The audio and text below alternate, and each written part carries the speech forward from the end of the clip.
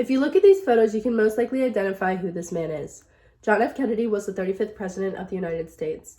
Although many of us did not live to see his presidency, we sure have heard about it. Why is that? The JFK assassination is one of the biggest historical mysteries known about a U.S. presidency. Although the mystery seems to have been solved, the evidence and video proof leaves the rest of the U.S. with many questions. Before theories are discussed, let's overview the president's days prior to being assassinated. With multiple historical articles, History claims on their site last updated on June 14, 2019 that on November 22nd, 1963, JFK was in the middle of visiting 5 cities within that of Texas to prepare for the next presidential election, campaigning in hopes of being reelected in the 1964 election. This photo shows a poster from the election showing JFK running for president for a second time. Accompanied by his wife, through the campaign, he had success with both audiences in the first 2 cities, San Antonio and Fort Worth. The next city President Kennedy traveled to was Dallas, and that is where the tragedy had occurred. JFKlibrary.org, a site that shares a plentiful amount of information on our 35th president, shared the details of the assassination. Once arrived in Dallas, the president and First Lady rode in a limousine alongside Vice President Lyndon B. Johnson and his wife within the motorcade.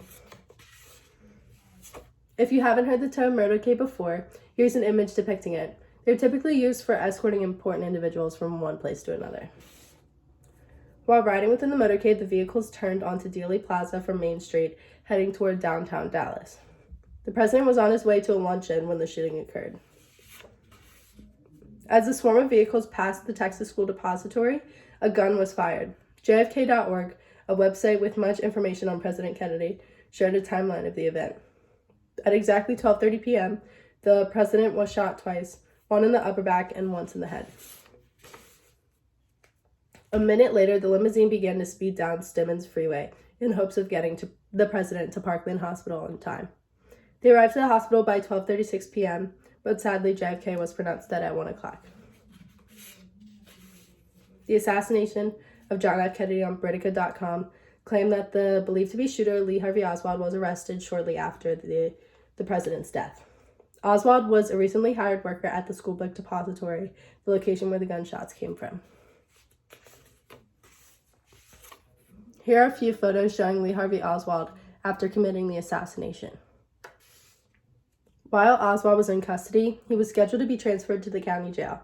However, the morning of the transfer, which happened on November 19th, the live TV screening caught a man shooting and killing Oswald with a pistol at the scene before he could even arrive to jail. The man who killed Oswald was Jack Ruby, who was an owner of a nightclub nearby. Jack Ruby was then sentenced to jail. Now that we have discussed the crime itself, Brooks will now discuss his theory that the government was behind this murder.